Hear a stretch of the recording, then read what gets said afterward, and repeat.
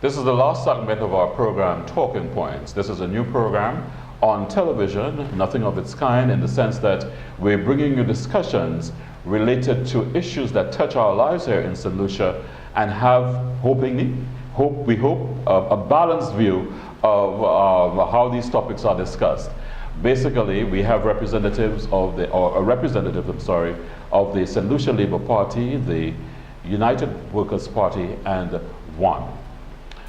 Now, gentlemen, it's the final segment. I know that's insufficient time to discuss the citizenship by investment program, but it is linked to DSH, and of course, it is a concern for most St. Lucians. I listened only recently to a debate in terms of, these programs as it relates to all the region, and there was not too much of a good thing about it. In fact, one of the persons in the St. Lucia Labour Party who served as the minister, Mr. Jimmy Fletcher, says that he thinks this program should not have been on the table in the first place. So, Mr. George. Yeah, I mean, I think is that something that the SLP has considered that it will be taken off the books for example? I think it needs to be looked at, especially with the new changes that have been made. We've really cheapened the whole CIP by bringing it down to $100,000 US to compete with Dominica, which has a horrible reputation right now, quite frankly, in the whole CIP arena. We have to also consider that there is a President Trump in the White House, and we don't know if there's going to be any sort of legislation being brought forward by the US in terms of handling CIP, because they have some great national security concerns about it. But the reality is nearly, I think about 50 countries around the world have CIP programs of some form or the other, even rich countries like Malta and Austria in Europe. So I think it's something that we need to look at, but it has to be a high value proposition that you're making. You cannot be going out there and putting yourself at the bottom of the barrel, at this race to the bottom, as Gaston Brown, Prime Minister of Antigua, described. So I think we have to be very careful with it, and it has to be very transparent. Now, there is legislation that asks for reports of CIP to be coming in terms of the number of people who have been given passports to be presented into the parliament. We have not seen that happen yet. And I think this is something that we need to ensure happens, because it is important for people to know what is going on with their patrimony, which is the passport. Mr. Blair, it's cheaper to get a passport, but at the same time, it comes with a word that was mentioned before, risks. And I've seen some evidence, reported that some unsavory characters particularly have gotten their hands on these passports, raising a big alarm. So what was the idea of having to reduce that particular investment? But the risk you are talking about in terms of the cost. There are individuals who would, regardless of how high you put it, the unsavory characters, you still will find unsavory characters to get. Mr. George indicated, highlighted the situation, the horrible situation as far as Dominica is concerned.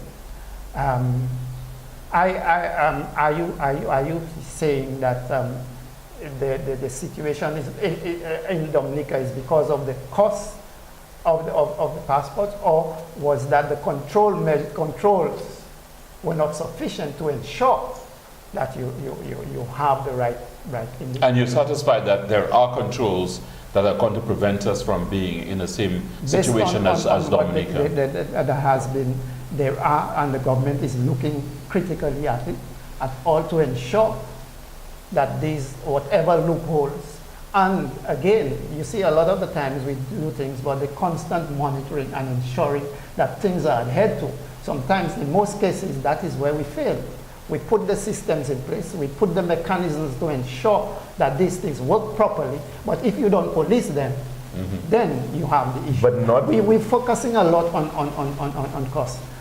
We also need to look, the individual, unsavory individual, if we were to maintain the level of the cost as attained before it was lowered by the government, or raise it, the individual unsavory character could still come in as a citizen of Dominica. So that's not an issue. And use the OECS. The idea of cheapening is not an issue. So I don't see the issue of cost, which is what the government is being heavily criticized for, as the big factor in saying that because of the cost, this is what is likely to happen. So if that's the case, then why cheapen yourself? If that is the case, then why lower the cost? Why shoot yourself in the foot? You know, I don't understand that argument at all, No, Mr. but Clary. you are- Because in fact, and I'm glad that you raised it, because then for the Chinese market, cost might be a factor. And when you're looking at that, some of these people are actually not just looking at themselves. By removing the requirement of the $3 million net worth, it means that I can buy a passport for my cousin, my second cousin, my aunt, my power, all sorts of people can now get passports. I can also get it for people in my gang, And a horse. people who work, or my horses as well. You know, you can get passports for all these entities now, all these people. And the question is, are these people relocating? We know that what is going on right now, the Chinese are looking for passports as security because they believe that there's a lot of corruption in China. You never know when the central government may decide to clamp down on some of these activities. And a lot of people, this is the big reason why they're looking for passports. And they're not looking for passports just for themselves. They're looking for passports for their villages sometimes. But I want to talk about the whole issue of due diligence that you raised. It's a very important point. Why then would you want to subvert the whole process of due diligence in DSH? Why then would you want to include in a framework agreement in DSH that you can get a passport within 35 days when the normal requirement is 6 weeks? So we are actually providing through DSH, through that DSH agreement, a special undertaking to give those individuals passports at an even faster time rate. And that is very, very worrisome when you look at the overall thing of CIP, because we really are shooting ourselves in the foot. Yeah, we haven't heard from you, Mr. Alexander. I mean, I'm concerned. I mean, there's this what's his name, Jack Lam? Jack Lam. Jack Lam character. And whatever I Googled on him is horrified.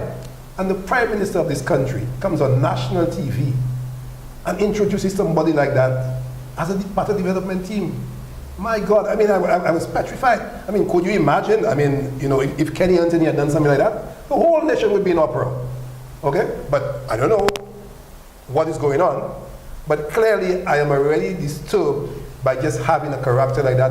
I think his record has to do with tax evasion. Tax evasion in Philippines. In the Philippines and things like that. Bribery. Right? Bribery, corruption, and so on. So already, if at that level, you bringing in a gentleman like that, you know, I mean, does he have a passport? I need to ask the question. But if you're going to bring him in and at the highest level, you know, with blessings from the Prime Minister, then we have to be concerned, seriously concerned, considering what he did since he came in. Well, we did tell our viewers we also want to talk about the Maria Islet linking to the mainland.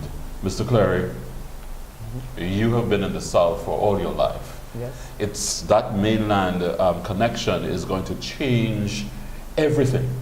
Definitely. Are you happy with it? As somebody, I don't know if it's possible to remove the UWP hat for a moment and just see Maria Island and at least some of the pictures. Is that something that you wish for St. Lucia? I mean, Yes. okay. And let me give Indeed, my right. Yeah, go reason. ahead. And again, that is personal. Yes. I am in fact, my career started because of my interest in wildlife and the environment. Okay. I was very much interested in forestry, and hence the reason why I joined the Ministry of Agriculture. Unfortunately, I was not able to pursue the area of forestry which deals with the wildlife and the environment, because at that time it felt that agriculture was probably taking the forefront. And again, Mr. Calix Judge Senior probably appointed me into the Ministry of Agriculture rather than forestry because of his father. of his father. Yes. So I am very, very concerned about our environment, and I think every St. Lucian should. However, we hear a lot, and again, I want to go back to the issue of people using skeg tactics. Yes, there has to be concern as to the development, what is going on, but we talk about the preservation of things, of wildlife. Do you preserve something and not use it? Should you just preserve it just for the sake of preservation and not use? I am quite happy if people agitate because of what is taking place in Maria Island. But we should not take this negative view that this is the end of the world. If I hear things, statements being made about the wildlife, being exterminated, these are things that can happen at any time in the blink of an eye. A fire on Maria Island can destroy the entire wildlife in there. A tidal wave, a storm surge could do the same. And I am saying, yes, why don't we look at this thing and say, this is an opportunity to really ensure that we preserve, we protect, and we use what is there at Maria Island. Yeah, but how is the cost? We're going to enhance that. Let me just ask. Sorry. Well, I know Mr. Alexander and I know Mr. George will be opposed to it. No. I know you will. I I just wanted to find out from you at least one particular aspect of Maria Island linking to the mainland that is not within, your Let me just tackle it because I think... That you what? I mean, he's a member of the National Trust. So I see, okay. No, because it's very unfair for people to be going out there saying that, well, because you leave the island green, even though you're connecting it to the mainland, it's okay. Mm-hmm. It's not okay. You have 5 endemic species there. You have the St Lucia whiptail, you have a St Lucia racer, the rarest snake in the world. It's been in Guinness Book of World Records. You have a gecko, a pygmy. Why not use these things? And if Mr. Clary, if you link those things to the mainland, what you're going to get are invasive species coming through: rats, mongoose, cats, human beings who will walk across, who will start fires because they're smoking. That is what you're going to get right now. Right now, Maria Island is a controlled environment. You can't just go onto Maria Island as you wish. In fact, you probably wouldn't want to in any case because of getting there is actually difficult. The whole fact that it is difficult to get there is what makes it a sanctuary. Is what makes it a sanctuary right now, Mr. Clary. And so you will absolutely destroy the species that you have on Maria Island right now. I will not. You will. Put the controls there. That is what controls are you going to go and catch the mongoose? Are you going to go and stop the cats from walking across? What is the basis for just concluding that this is? You see, Maria Island, Jerry, is 25 acres. What is the desire to go and get that 25 acres? Maria Island is fine because it's an island all by itself. That is the beauty of it. That is the purpose that it serves right now, as an isolated natural sanctuary for the world population of 5 species. Gentlemen, excuse me, I will have to have the last say here. I will have to have the last say here by indicating that this is a topic that we would most probably have to reserve for an entire discussion.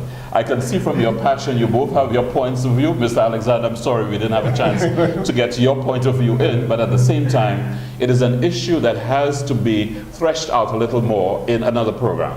So I hope that you'll agree to come back and for us to discuss it a little more. Yes, instruments too.